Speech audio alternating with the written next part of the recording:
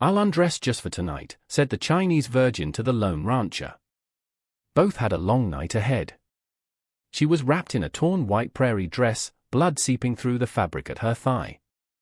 He was a 58-year-old widower who hadn't spoken to a woman in 3 years. When she stumbled onto his ranch at sunset, he had two choices: let her die out there, or bring her inside and face whatever hell was chasing her. Arthur Stone had been mending a fence when he heard the horse. The sound came wrong, hoofbeats uneven and panicked, nothing like the steady rhythm of a rider in control. He looked up from the post he was setting and saw her in the distance, a delicate shape against the orange sky. The horse was lathered white with foam, and the woman on its back was barely holding on. She made it to the gate before the horse gave out.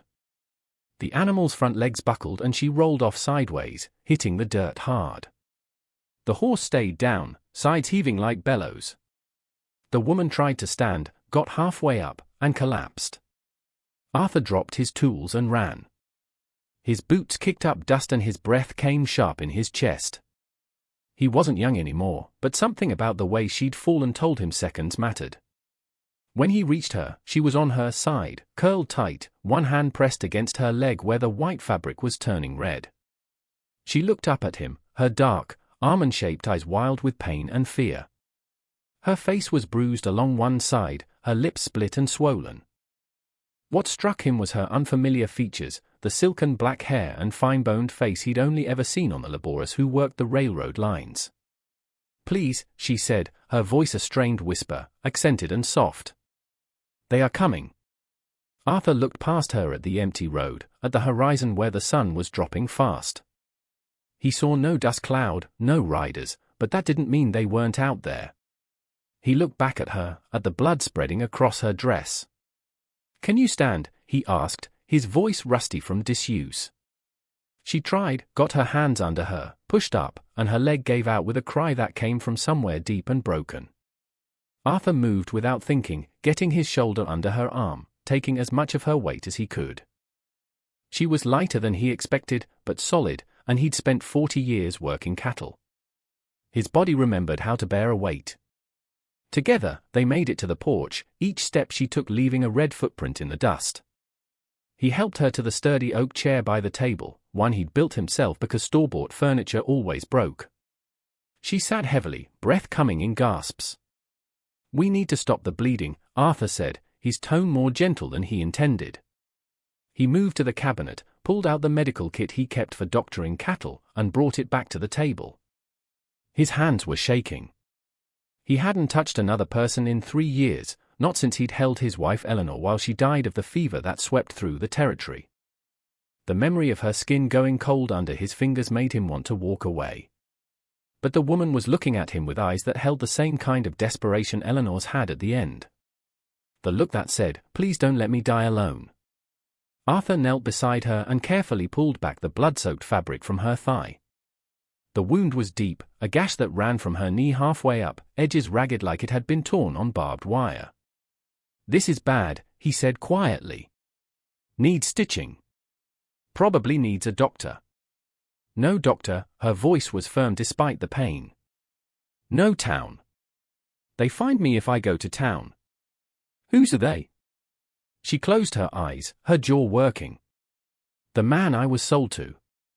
Mr. Guan. He owns the trading post, the saloon, half the people in the next town. My family in China, they were starving.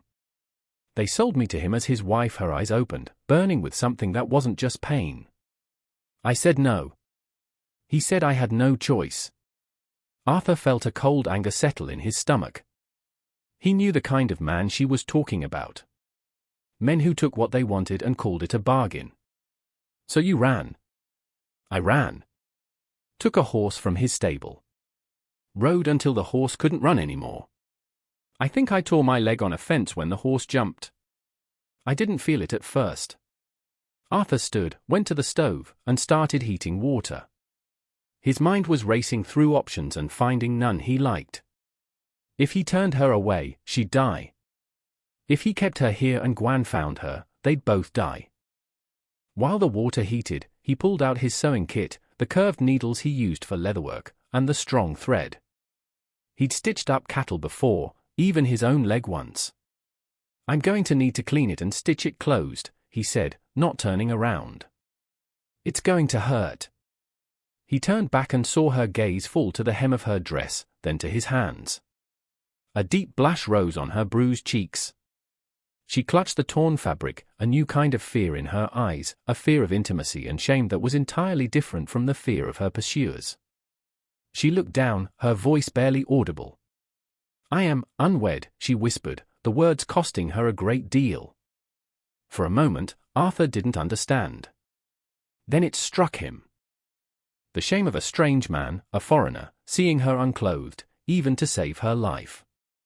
He looked at her, truly looked at this woman, broken and bleeding in his kitchen, and felt something in his chest that had been frozen since Eleanor died start to crack.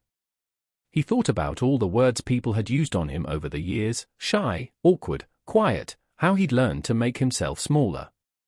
"I am a widower," he said softly. "My wife is gone 3 years now. I am only here to help you." She looked from his weathered face to the medical kit and then to the spreading stain on her dress. Her whole body was trembling, caught between her terror of dying and a lifetime of ingrained modesty. She took a shuddering breath, her eyes meeting his. "I'll undress just for tonight," she said, the words a quiet surrender, a profound act of trust. Arthur poured the boiling water into a basin with carbolic soap. The sharp, chemical smell burned his nostrils. He set the basin down and laid out the needle and thread. "This is going to hurt worse than anything you've felt today," he said, looking at her directly. "I don't have anything for the pain except whiskey." She shook her head, her jaw set. "Do it." Arthur knelt beside her again and carefully peeled back more of the dress. The wound gaped open, deep muscle visible beneath the torn skin. He saw dirt embedded in the tissue. He took a clean cloth, dipped it in the hot, soapy water, and began to clean the wound. She went rigid the moment the cloth touched raw flesh, her hands gripping the arms of the chair so hard the wood creaked. But she didn't scream, only let out a harsh breath through clenched teeth. He worked as quickly as he could, wiping away blood and dirt. When the wound was as clean as he could get it, he threaded the curved needle. His hands were steadier now. "Ready?" he asked. She gave a short, sharp nod. He pushed the needle through the edge of the torn skin, and she made a sound then, low and animal, that hit him like a fist. But her leg stayed still. She was holding herself motionless through sheer will. He stitched slowly, carefully, pulling the edges together. Sweat dripped down his face. His back ached, but he didn't stop, just kept the needle moving. Halfway through, her breathing changed, going shallow and fast. He glanced up and saw her face had gone white. "Stay with me," he said firmly. "Keep breathing." Her eyes snapped to his, and she nodded, forcing her breathing to slow. An understanding passed between them, they were both fighting the same battle. When he tied off the last stitch, his fingers were cramping and his shirt was soaked with sweat. He sat back on his heels. The stitches were tight and even. It would scar badly, but she'd keep the leg. "It's done," he said quietly. She looked down at the line of black thread holding her together, and her face crumpled, not from pain, but from a relief so intense it looked like grief. "Thank you," she whispered. Arthur stood, his knees protesting. She was alive, but the night was far from over. "What's your name?" he asked, busying himself with cleaning up. She said from the chair. "I'm Arthur Stone." "You live alone?" 3 years now. "My wife died." "I'm sorry," she said quietly. He heard the sincerity in her voice. "Marcus," she said, and the urgent tone made him turn. She was standing by the window, looking out at the darkness. "There's dust on the horizon." "They're coming." Arthur moved fast. He grabbed the rifle from the wall and positioned himself by the opposite window. The dust cloud was small, maybe 3 riders, moving at a steady pace. They were still a mile out. "Get away from the window," Arthur said, his voice low. Mai stepped back into the shadows, her hand pressed against the wall to steady herself. "Can you shoot?" he asked. I've never held a gun. He cursed under his breath. All right. Stay in the back room. Don't make a sound. Let me do the talking. Maybe I can convince them you kept riding. Mai shook her head. They won't believe that. They will search the place. She was right. The trap was closing around them. There might be another way, Mai said quietly, moving closer. Tell them I'm your wife. Your new wife. A mail-order bride from my country. Arthur turned to look at her. They'll know that's a lie. You're hurt. You're wearing a torn dress and showed up on their stolen horse. So we changed the story, she insisted, her eyes sharp despite her pain. Say I was visiting family in the next territory. On my way back, their horse threw its rider and bolted. I caught it, but it was wild with fear and ran here instead. I got hurt trying to control it. You're my husband. You've been tending to me. It was insane. But Arthur couldn't think of anything better, and the dust cloud was getting closer. Go put on some real clothes, he said. There's a trunk in the back room. My wife's things are still in there. Find something that fits. Mai moved toward the back room, limping badly. The sound of hooves came clear now, stopping outside. A fist pounded on the door hard enough to rattle the frame. Open up, a voice called. We're looking for someone. Arthur took a breath, then walked to the door and opened it. 3 men stood on his porch. The one in front had a hard, clean-shaven face and cold eyes. The 2 behind him were shadows of the first. Evening, Arthur said, keeping his voice level. I'm Mr. Guan, the lead man said. These are my associates. We're tracking a woman who stole one of our horses. Chinese girl. Small, dark hair. Dangerous. You seen anyone like that? No, sir. Can't say I have, Arthur said, the lie coming easier than he expected. Guan's eyes moved past Arthur, scanning the cabin. That your horse in the barn? The one with the foam still on it. That's my wife's horse, Arthur said. She was out visiting her sister. Horse threw a scare on the way back. Ran itself half to death getting here. Nearly killed my wife. Your wife? Guan's tone was laced with disbelief. That's right. Mai, come here. There was a pause that lasted too long, and Arthur's stomach dropped. Then Mai appeared from the back room. She wore one of Eleanor's dresses, a simple blue cotton. It was too short and tight across the shoulders, but it was clean, and with her hair braided and her face washed, she looked less like a fugitive. These men are looking for someone, Arthur said to her. They think our horse might be one that was stolen. Mai's eyes widened with what looked like genuine surprise. Stolen? I found that horse running loose on the road with broken reins. I thought someone had been thrown. I tried to calm it, but it was half wild. That's how I hurt my leg when it shied and knocked me into a fence. Her accent was thick, the words careful. Guan's men exchanged glances. You're his new wife. Guan said flatly. You have papers. Arthur felt the bluff crashing down. But Mai moved to the shelf, reached behind a row of books, and pulled out a folded piece of paper. She handed it to Guan without hesitation. Arthur's heart hammered as Guan unfolded it. He remembered the trunk in the back room, where Eleanor had kept their important documents. Mai must have found something. Guan studied the paper for a long time. Finally, he looked up at Arthur, his expression unreadable. This says you sent for a bride, a Miss Mai Lin, from Guangdong province, 2 months ago. That's right, Arthur said, praying his voice stayed steady. And you expect me to believe that the woman we're tracking just happened to find your new wife, who just happens to be a Chinese woman who looks exactly like her? I expect you to believe what's written on legal paper and what I'm telling you, Arthur said, letting some steel enter his voice.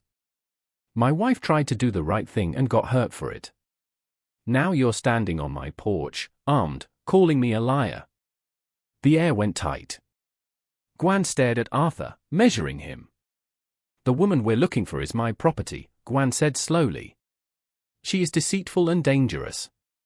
If you're lying, you're putting yourself and your wife in danger. I'm not lying, Arthur said. And I'd appreciate it if you'd get off my property. My wife needs rest. For a moment, he thought Guan would push it. But then Guan folded the paper and handed it back to Mai. We'll be watching, he said quietly. If we find out you lied, we'll be back. He turned and walked off the porch, his men following. Arthur closed the door, barred it, and turned to find Mai leaning against the wall, her face white. How did you do that? He asked. The paper. It was your wife's bill of sale for a new stove, she whispered, sliding down the wall to the floor. I used my own blood to change the words in the lamplight. It won't hold up to inspection. We bought maybe a day. Arthur helped her up and half-carried her to the bed. Her leg was bleeding again through the stitches.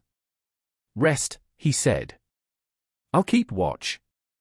He sat in the chair by the window all night, the rifle across his lap, watching the darkness.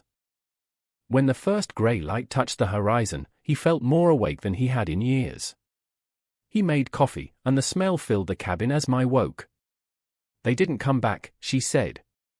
Not yet, Arthur replied, bringing her a cup. But they will. What do we do now? He had been asking himself that same question all night. They could run, leave everything behind. He'd lose the ranch he and Eleanor had built, but they'd be alive. We could leave, he said quietly. Head toward California. Disappear. Mai looked at him for a long moment. You'd give up your home for me? A stranger. This stopped being about strangers the moment I stitched up your leg, Arthur said, sitting across from her. And this is just a place. Wood and land. You're alive right now, and I can help keep you that way.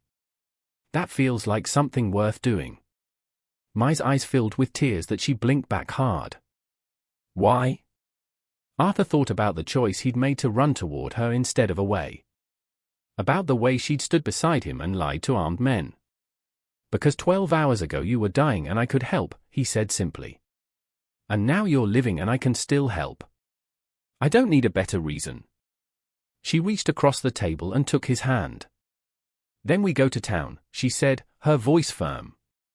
We file a real marriage license. We make the lie true. Arthur stared at her. You want to marry me? Actually marry me.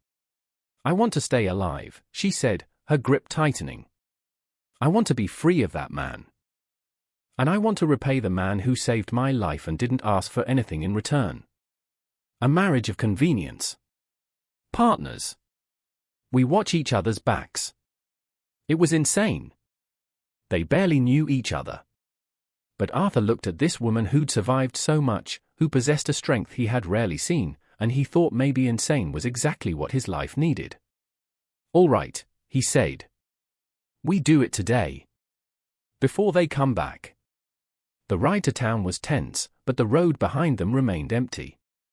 At the courthouse, people stopped and stared at the unlikely pair, the towering, quiet rancher and the small, bruised Chinese woman he supported on his arm. The clerk who filed their license looked at them like they were creatures from another world, but the paperwork was legal and the fee was paid. An hour later, they walked out, married in the eyes of the law. On the courthouse steps, Mai stopped and looked down at him. I will be a good wife to you, Arthur Stone. Maybe not the wife you imagined, but a faithful 1 inch. I'll be a good husband to you, Mai, he replied. And I'll never try to make you smaller than you are. She smiled then, bright and genuine, and bent up to kiss his cheek. Then we have a chance. They did have a chance. The garrisons would still come, and the town would still talk. Life would be hard. But they'd face it together. Two people who'd learned that sometimes salvation comes wrapped in a torn white dress and blood. And sometimes, the best partnerships are forged in a single long night, when two strangers choose to save each other instead of just themselves.